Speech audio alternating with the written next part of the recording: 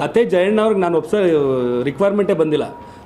ನಾನು ಆ್ಯಕ್ಚುಲಿ ಅದೇ ಜಯಣ್ಣ ಅವ್ರ ಬ್ಯಾನರ್ಗೆ ಪುನೀತ್ ಸರ್ಗೆ ಮಾಡಬೇಕಾಗಿದ್ದು ಸಿನಿಮಾ ಅನೌನ್ಸ್ ಆಗಿತ್ತಲ್ಲ, ಸೊ ಅದು ಮಾಡೋಕ್ಕಾಗದೇ ಇರೋದ್ರಿಂದ ಪುನೀತ್ ಸರ್ ನಮ್ಮನ್ನ ಆಗಲಿದ್ದರಿಂದ ಆಗಿಲ್ಲ.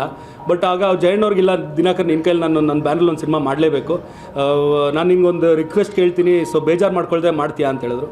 ಸೊ ಏನು ಅಂದಾಗ ನಾನು ವಿರಾಟ್ ಡೇಟ್ಸ್ ತೊಗೊಂಡಿದ್ದೀನಿ, ಸೊ ಒಂದು ಮಾಡಿಕೊಡು, ನಾನು ವಿರಾಟ್ದು ಇನ್ನೂ ಒಂದು 5 ಸಿನಿಮಾ ಮಾಡೋಣ ಅಂತ ಅಂದ್ಕೊಂಡಿದ್ದೀನಿ. ಸೊ ಬಿಗಿನಿಂಗ್ ನಿನ್ನಿಂದ ಆಗಲಿ, ಸ್ವಲ್ಪ ಕಮರ್ಷಿಯಲಾಗಿ ಯೋಚನೆ ಮಾಡಿ ಒಬ್ಬ ಕಮರ್ಷಿಯಲ್ ಹೀರೋ ಥರ ಪ್ರೆಸೆಂಟ್ ಮಾಡಿಕೊಡು ನನಗೆ ವಿರಾಟ್ನ ಅಂತ ಕೇಳಿದ್ರು. ಸೊ ನನಗೂ ಖುಷಿ ಆಯಿತು. ಅಂದರೆ ಏನಾಗುತ್ತೆ ಅಂದರೆ ಒಂದಷ್ಟು ಈಗ ಫ್ರೀಡಮ್ ಜಾಸ್ತಿ ಸಿಗುತ್ತೆ ಹೊಸೊಬ್ಬನ ಜೊತೆಲಿ. ಅಂದರೆ ಅವ್ನಿಗೆ ಇಮೇಜ್ ಏನು ಸೃಷ್ಟಿ ಮಾಡಬೇಕು, ನಾವು ಅವ್ನ ಇಮೇಜ್ ಹೆಂಗೆ ಕಾಪಾಡಬೇಕಿಲ್ಲ, ಇಮೇಜೇ ಇರಲ್ವಲ್ಲ. ಸೊ ನಾವೇನು ಕ್ರಿಯೇಟ್ ಮಾಡ್ತೀವಿ, ಏನು ನಾವು ಹೇಳ್ತೀವಿ, ಅದನ್ನ ಈಸಿಯಾಗಿ ಅವ್ರನ್ನ ಹೇಳ್ಬೋದು, ಅವ್ರ ಥ್ರೂ ನಮ್ಮ ಕಥೆನ ಹೇಳ್ಬೋದು ಅಂತ. ಸೊ ವಿರಾಟ್ ಅದೇ ಸೆಕೆಂಡ್ ಸಿನಿಮಾ ಅಷ್ಟೇ, ಬಟ್ ಸಿನಿಮಾ ನೋಡಿದ್ರೆ ಗೊತ್ತಾಗುತ್ತೆ ಒಬ್ಬ ದೊಡ್ಡ ಕಮರ್ಷಿಯಲ್ ಹೀರೋಗೆ ಏನು ಮಾಡಬೇಕು ಅದನ್ನು ಮಾಡಿಬಿಟ್ಟಿದ್ದೀವಿ ಅಂತ. ಸೊ ಅದನ್ನು ಜನ ನೀವು ರೀಚ್ ಮಾಡಿಸಿ ಅವ್ರು ಎಕ್ಸೆಪ್ಟ್ ಮಾಡಿದ್ವಿ ಅಂದರೆ ನಮ್ಮ ಎಫರ್ಟ್ ಸಾರ್ಥಕ ಆಗುತ್ತೆ. ಇಲ್ಲ ಇಲ್ಲ ಇಲ್ಲ, ಅಪ್ಪು ಸರ್ಗೆ ಬರ್ತಿದ್ದು ನನ್ನ ಕತೆ, ನಾನು ಮಾಡಿದ್ದಿದ್ದು ಕತೆ ಅದು. ಇದು ರಘು ನಿಡುವಳ್ಳಿಯವರು ಮಾಡಿದ್ದಿದ್ದು ಲೈನ್ ಹಿಡ್ಕೊಂಡು ಕಂಪ್ಲೀಟ್ ನಮ್ಮದು ಟೀಮು ಸ್ಕ್ರೀನ್ ಪ್ಲೇ ಎಲ್ಲ ಮಾಡಿ, ಈವನ್ ವಿರಾಟ್ನು ಕೂರಿಸ್ಕೊಂಡಿದ್ವಿ ಸ್ಕ್ರೀನ್ ಪ್ಲೇಗೆ, ನಮ್ಮ ಪ್ರೇಮು ಕೂತಿದ್ರು. ಸೊ ಈಗ ತೆಲುಗು ಫಿಲಮಲ್ಲಿ ಆಗುತ್ತೆ ಅದು, ಒಬ್ಬ ಪ್ರೊಡ್ಯೂಸರು ಸ್ಕ್ರೀನ್ ಪ್ಲೇ ಕೂರೋದು. ಸೊ ನಮಗೆ ಕನ್ನಡದಲ್ಲೂ ನಮಗೆ ಆ ಥರ ಸಿಕ್ತ ಅವಕಾಶ. ಆ್ಯಂಡ್ ಅವ್ರದ್ದುಗಳು ಇನ್ಪುಟ್ಟು ಪ್ರೇಮ್ದಾಗಿರ್ಬೋದು, ಜಯಂತ್ದಾಗಿರ್ಬೋದು. ಜಯಂತ್ ಬಂದು ಬೋಗಣ್ಣ ಅವರ ಮಗ. ಸೊ ಅವ್ರದ್ದೆಲ್ಲ ತುಂಬ ಹೆಲ್ಪ್ ಆಯ್ತು ಇನ್ಪುಟ್. ಆ್ಯಂಡ್ ಇವನ್ ವಿರಾಟ್ದು ತುಂಬ ಹೆಲ್ಪ್ ಆಯ್ತು ನಮಗೆ. ಒಂದೇ ಅಂದರೆ ಪಾಪ ನಾವು ಸಂಜನನ್ನು ಕಾಸ್ಟ್ ಮಾಡಿದ್ದು ಕತೆ ಎಲ್ಲ ರೆಡಿ ಆದಮೇಲೆ, ಅದರಿಂದ ಅವ್ರನ್ನ ಸ್ಕ್ರೀನ್ ಪ್ಲೇ ಕೂರಿಸ್ಕೊಳ್ಳೋಕ್ಕಾಗಿರಲಿಲ್ಲ ಅಷ್ಟೇ.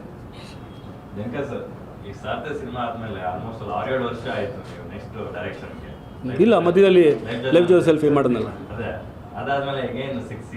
2 ವರ್ಷ ಕೋವಿಡಲ್ಲೇ ಹೋಗ್ಬಿಡುತ್ತಲ್ಲ. ಅಂದರೆ ನಿಜ ಹೇಳ್ಬೇಕಂದ್ರೆ ನನಗೆ ನಾನು ಬರೆದಿರೋ ಕತೆ ನನಗೆ ಎಕ್ಸೈಟ್ ಆಗಬೇಕು ಜಾಸ್ತಿ, ಆವಾಗ ಜನಗಳಿಗೆ ನಾನು ಎಕ್ಸೈಟ್ ಮಾಡ್ಬೋದು ಅನ್ನೋದು ನಂಬಿಕೆಯಲ್ಲಿರೋ ನಾನು. ಆ್ಯಂಡ್ ಸ್ವಲ್ಪ ನಿಜ ಹೇಳ್ಬೇಕಂದ್ರೆ ನಾವು ಸ್ವಲ್ಪ ಸ್ಲೋ, ಒಂದು ಜಾಬ್ ಅಟ್ ಎ ಟೈಮ್ ಮಾಡೋ, ನನಗೆ 2 ಒಟ್ಟಿಗೆ ಮಾಡೋಕ್ಕಾಗಲ್ಲ.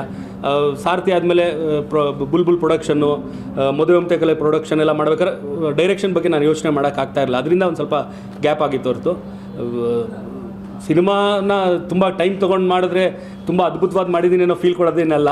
ಸೊ ಟೈಮ್ ತೊಗೊಂಡು ನೀಟಾಗಿ ನನಗೆ ಕನ್ವಿನ್ಸ್ ಆಗಬೇಕೆಲ್ಲ ಫಸ್ಟ್.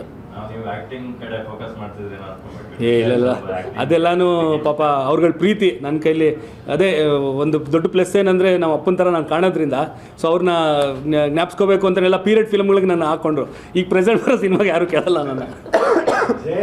ಒಂದು ಸಿನಿಮಾನ ರೀಚ್ ಮಾಡೋದ್ರಲ್ಲಿ ಅವ್ರದೇ ಆದಂಥ ಒಂದು ಸ್ಟ್ರಾಟಜಿ ಇರ್ತದೆ.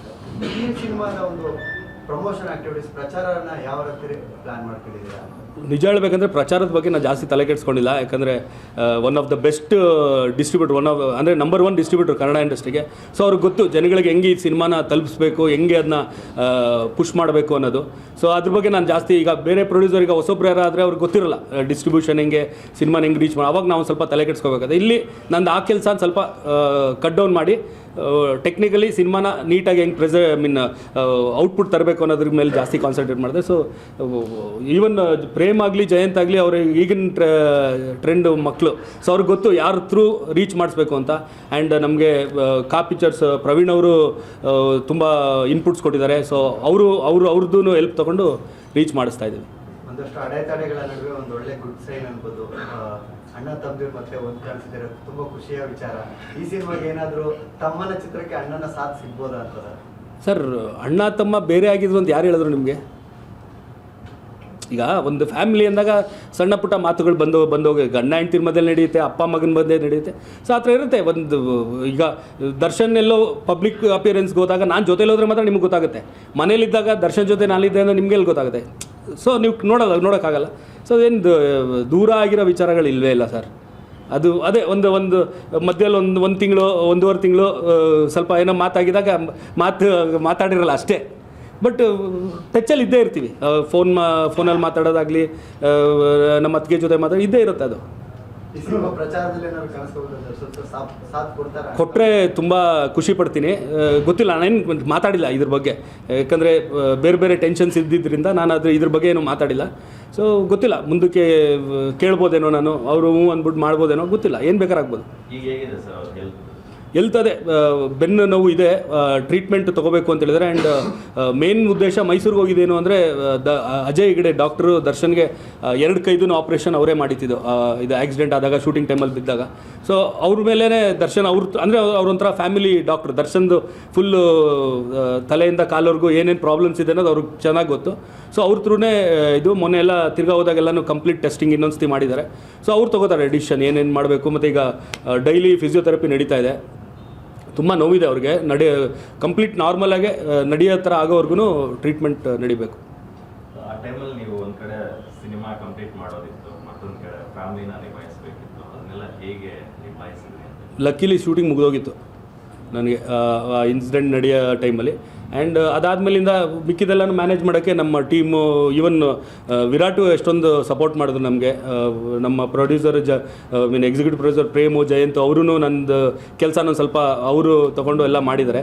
ಅಂದರೆ ಎಲ್ಲ ಅವರು ನನಗೆ ಏನೇನು ಬೇಕಂತ ಅವ್ರಿಗೆ ಹೇಳ್ತಾ ಇದ್ದೆ, ಅವರೆಲ್ಲ ಮಾಡಿರೋ ನಾನು ಹೋಗಿ ಫೈನಲ್ ಚೆಕ್ಕು ಅದರಲ್ಲಿ ಏನೇನು ಕರೆಕ್ಷನ್ಸ್ ನನಗೆ ಹೆಂಗೆ ಬೇಕು ಹಂಗಿದೆಯಾ, ಇಲ್ಲ ಏನಾರ ಕರೆಕ್ಷನ್ಸ್ ಬೇಕು ಅವೆಲ್ಲ ನಾನು ಮಾಡಿಸ್ಕೊತಾ ಇದ್ದೆ.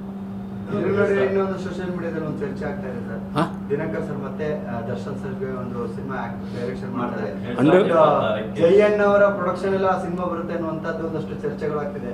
ಇಲ್ಲ, ಪ್ರೊಡಕ್ಷನ್ ಬಗ್ಗೆ ಅಲ್ಲಲ್ಲ, ಪ್ರೊಡಕ್ಷನ್ ಬಗ್ಗೆ ಇನ್ನೂ ಆಲೋಚನೆ ಮಾಡಿಲ್ಲ. ಯಾಕಂದರೆ ದರ್ಶನ್ ಜೊತೆ ಸಿನಿಮಾ ಮಾಡೋದಂತೂ ಕನ್ಫರ್ಮು 2026 ಮೋಸ್ಟ್ಲಿ ಆಗ್ಬೋದು. ಯಾಕಂದರೆ ಈಗ ಇನ್ನೂ 2 ದರ್ಶನ್ ಸಿನಿಮಾಗಳಿದೆ, ಅದೆರಡು ಮುಗಿದ ಮೇಲೆ ಮಾಡ್ಬೋದು. ಆ್ಯಂಡ್ ಪ್ರೊಡ್ಯೂಸರ್ ದರ್ಶನ್ ಹತ್ರ ತುಂಬ ದೊಡ್ಡ ಲಿಸ್ಟ್ ಇದೆ, ಅದರಲ್ಲಿ ಯಾವ್ದಾರು ಒಬ್ಬರು ಆಗಿ ಇದು ಗೋವಾ, ಮಂಗಳೂರು, ಬ್ಯಾಂಗ್ಳೂರು, ಮೈಸೂರು ಎಲ್ಲ ಶೂಟಿಂಗ್ ಮಾಡಿದ್ವಿ. ಉಡುಪಿ, ಅದೇ ಉಡುಪಿ ಮಂಗಳೂರು. ಹಾಂ, 5 ಸಾಂಗ್ ಇದೆ. ಈಗ 3 ಬಿಟ್ಟಿದ್ದೀವಿ, ಇನ್ನೂ 2 ಟ್ರಂಪ್ ಕಾರ್ಡ್ಗಳಿದೆ ನಮ್ಮ ಹತ್ರ.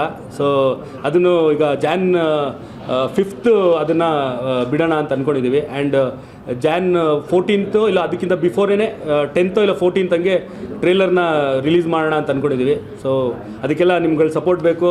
ಈಗ ಹೆಂಗೆ ಸಾಂಗ್ಗಳಿಗೆ ಪ್ರಮೋಟ್ ಮಾಡಿಕೊಟ್ರಿ ಹಂಗೆ ಹತ್ರ ನಮ್ಮದೆಲ್ಲ ಕಂಟೆಂಟ್ಸ್ನು ನೀವು ಮಾಡಬೇಕು. ಆ್ಯಂಡ್ ಅದಕ್ಕಿಂತ ಬಿಫೋರ್ Jan 1st ಒಂದು ನಾನು ವಿರಾಟ್ ಒಂದು ಇಂಟರ್ವ್ಯೂ ಮಾಡಿದ್ವಿ, ರಾಯಲ್ ಟು ರಾಯಲ್ ಸಿಟಿ ಅಂದ್ಬಿಟ್ಟು. ಅಂದರೆ ನಂದು ಜರ್ನಿ, ವಿರಾಟ್ ಜರ್ನಿ, ಆ್ಯಂಡ್ ನಾವು ಮೈಸೂರಲ್ಲಿ ನಮ್ಮ ಫೇವ್ರೇಟ್ ಅಡ್ಡಗಳು ಯಾವುದು, ಯಾಕಂದರೆ ವಿರಾಟು ಮೈಸೂರವ್ರು ಆಗಿರೋದ್ರಿಂದ.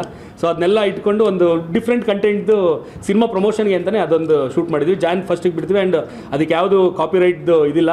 ಸೊ ಎಲ್ರಿಗೂ ಅದನ್ನ ತಲುಪಿಸ್ತೀವಿ. ಎಲ್ಲರೂ ಅವರವರು ನಿಮ್ದು ಇದ್ರಲ್ಲಿ ಹಾಕಿ ನಮಗೆ ಸಪೋರ್ಟ್ ಮಾಡಿಕೊಡ್ಬೇಕು. ಆ್ಯಂಡ್ ತುಂಬ ಮಜಾ ಇದೆ ಅದು. ಪ್ಯಾನ್ ಇಂಡಿಯಾ ಟ್ರೆಂಡ್ ಟೈಮಲ್ಲಿ ಕಾಟೇರ ಕನ್ನಡದಲ್ಲಿ ಮಾತ್ರ ಬಂತು, ಕನ್ನಡಿಗರೇ ಮೆಚ್ಚಿದ್ರು. ಸೊ ಅಣ್ಣ ಟ್ರ್ಯಾಕಲ್ಲೇ ತಮ್ಮ ಹೋಗ್ತಾರೆ. ಇವಾಗ ಯಾವುದೇ ಸಿನಿಮಾ ಬಂದ್ರು ನಾವು 5 ಭಾಷೆ ಮಾಡ್ತೀವಿ, ಪ್ಯಾನ್ ಇಂಡಿಯಾ ಅಂತೀವಿ. ಬಟ್ ಇದು ಕೂಡ ಬರೀ ಕನ್ನಡದಲ್ಲಿ ಬರ್ತಿದೆ.